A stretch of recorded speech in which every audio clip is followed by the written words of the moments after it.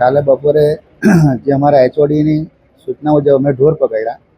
એ ઢોર મૂકવા અમે છે ને ગંડઈ રોડ પર પેલી ગૌશાળા ખરીને સ્વામિનારાયણ મંદિર બાજુમાં ત્યાં જતા હતા. અમે ભૂલથી અમારા એક ઢોર ડબ્બાવાળા છાપરા રોડ ડાંભર ગમી ચાલી ગયો, એટલે અમે એના પાછળ ગયા એને લેવા માટે. તો ત્યાં ગામવાળા એમ સમજ્યા કે આ લોકો અહીંયા ઢોર મૂકવા આવ્યા હશે. તેમાં અમારી સાથે મગજમારી કરી એ લોકોએ.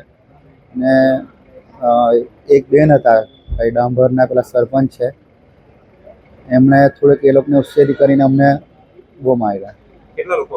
એ લોકો તો આખું ગામ જેવું જ હતું. તમે કેટલા જણા? અમે તો 7-8 જણા.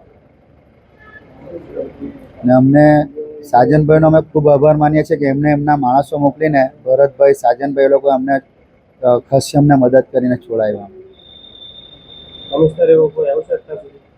શશીભાઈ આવેલા રાતના, મેં જ્યારે હોસ્પિટલ એડમિટ થયો ને ત્યારે આવેલા. કાલે બપોરે છે ને અમે શશીભાઈ અમને સૂચના આપી તે હિસાબે અમે ઢોર પકડ્યા બપોરે સિટીમાંથી.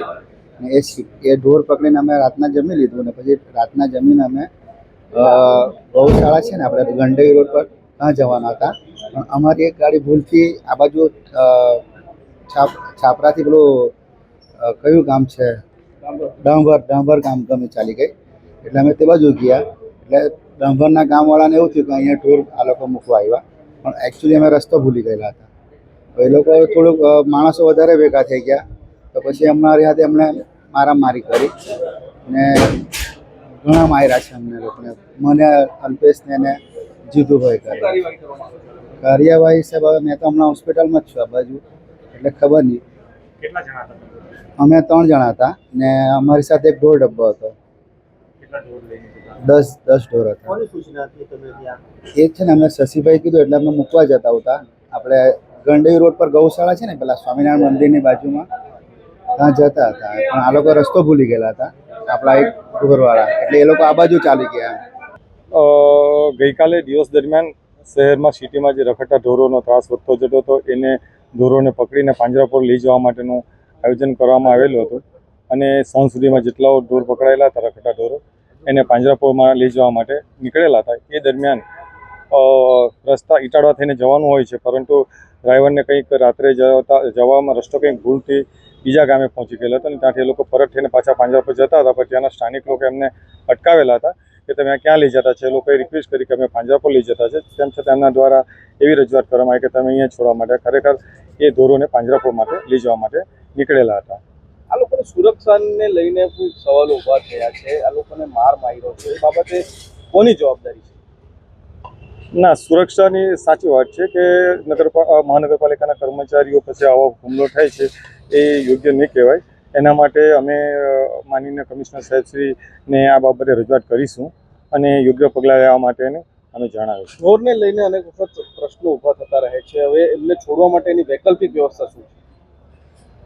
તો હાલના સ્ટેજે હું કહી નહીં શકું, પરંતુ કલેક્ટર સાહેબ કચેરીને મહાનગરપાલિકા દ્વારા પાંજરાપોળ માટેની જગ્યાની માંગણી કરેલી છે. એ દરમિયાન હાલ નગરપાલિકા ઊન ખાતે આવેલ પાંજરાપોળમાં આવા રખડતા ઢોરોને ખસેડવામાં આવે છે. માર મારનાર વિરુદ્ધ શું પગલાં લેવામાં આવશે? એ પોલીસ વિભાગ દ્વારા કાર્યવાહી કરવામાં આવશે. આ કર્મચારીઓ દ્વારા એમને જરૂરી અરજીઓ આપવામાં આવશે. ફરિયાદી કોણ બનશે?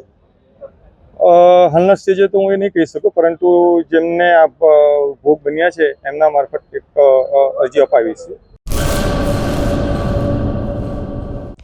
હેલો ભુજ, તો કેમ છો તમે?